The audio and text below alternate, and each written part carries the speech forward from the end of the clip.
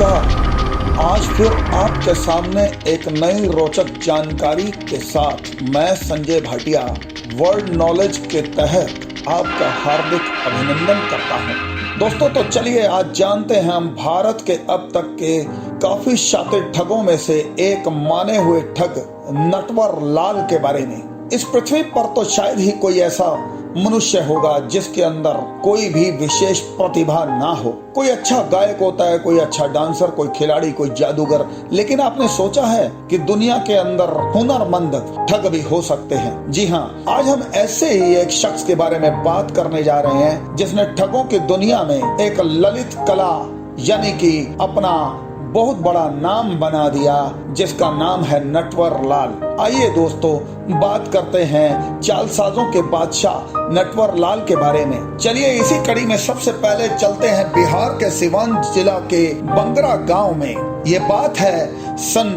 1912 में एक लड़का पैदा हुआ गरीब घर में जिसका नाम था मिथिलेश कुमार। मिथिलेश के पिता के बारे में बात की जाए तो गांव में उनका नाम था सिद्धांतिक व्यक्ति कहलाते थे। माता घर के अंदर चूल्हा चौका करती थी, बाकी भाई बहन भी थे। मिथिलेश कुमार के पता नहीं देखो प्रकृति ने क्या खेल खेला, बचपन से ही 50 नाम थे जिनमें से एक नाम था नटवर लाल श्रीवास्तव। मिथिलेश पढ़कर वकील बना। कहते हैं ना, वकील के पेशे में सच को झूठ और झूठ को सच बोलना पड़ता है। आगे चलकर यही मिथिलेश कुमार श्रीवास्तव ने ठगी का रास्ता चुना। नहीं खुलेगा, नहीं खुलेगा। ये और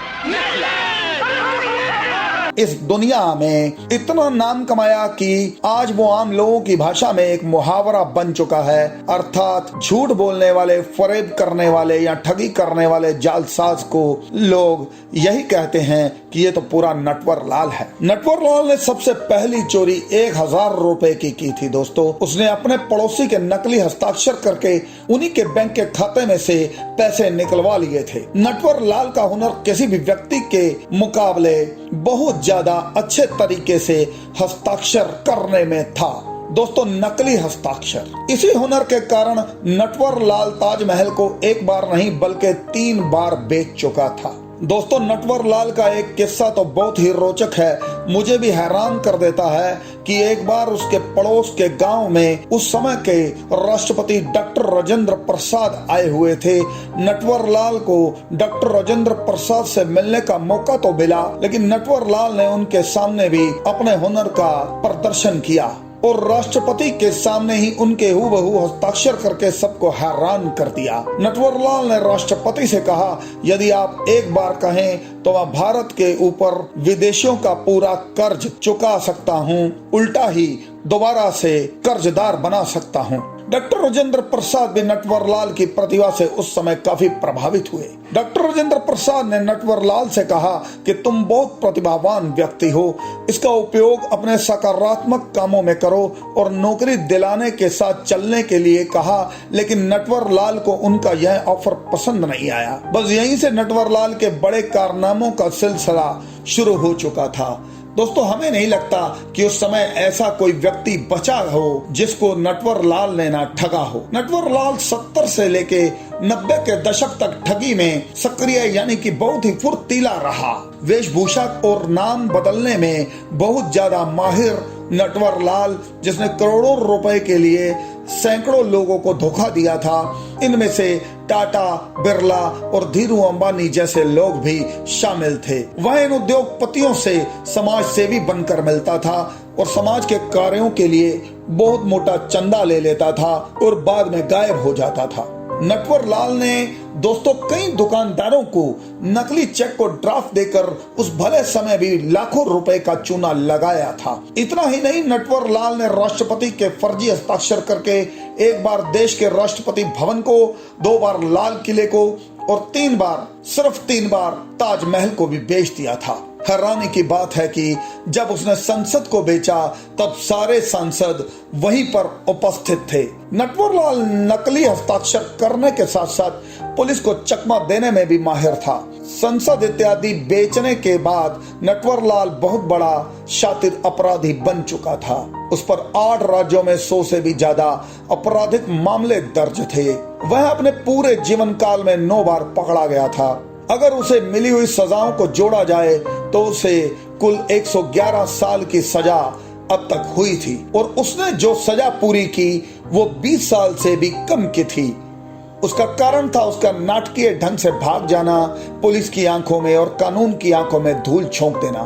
नटवरलाल जितने नाटकीय ढंग से पकड़ा जाता था उससे भी ज्यादा नाटकीय ढंग से भागने में कामयाब हो जाता था। एक बार तो जब वो 75 वर्ष का था उसने 3 हवलदारों को पुरानी दिल्ली की तिहाड़ जेल से कानपुर ले जाने के लिए जब वो रेलवे स्टेशन पर आए तो नटवरलाल जोर जोर से हांफने लगा और एक हवलदार से बीमारी का बहाना लगाकर उसे दवाई लाने को कहा, दूसरे को पानी लेने भेज दिया और तीसरे को टॉयलेट का बहाना बनाकर बाथरूम से भाग गया था। नटवरलाल को आखिरी बार 24 जून 1996 में देखा गया था जब वह वृद्ध अवस्था में होने के कारण उसका स्वास्थ्य बहुत ही ज्यादा खराब होने लगा। तो अदालत के आदेश पर इलाज के लिए नटवरलाल को दिल्ली के एम्स हॉस्पिटल में ले जाने के लिए 2 हवलदार, 1 डॉक्टर और 1 सफाई कर्मचारी की टीम दिल्ली स्टेशन पर साथ में भेजी गई। तो वह यहीं से नाटकीय तरीके से गायब हो चुका था। इसके बाद किसी को उसके बारे में नहीं पता लगा। लोग ये कहते थे कि आखिरी वक्त में वो यहाँ से भागकर नेपाल की तरफ चला गया। दोस्तों, लगता है नटवरलाल ने अपनी मृत्यु को भी धोखा दिया है। 2009 की बात करें तो नटवरलाल के वकील ने कोर्ट से अनुरोध किया कि नटवरलाल के खिलाफ लंबित 100 से अधिक आरोपों को यह दावा करते हुए छोड़ दिया जाए कि नटवरलाल की मृत्यु 25 जुलाई 2009 को हुई थी।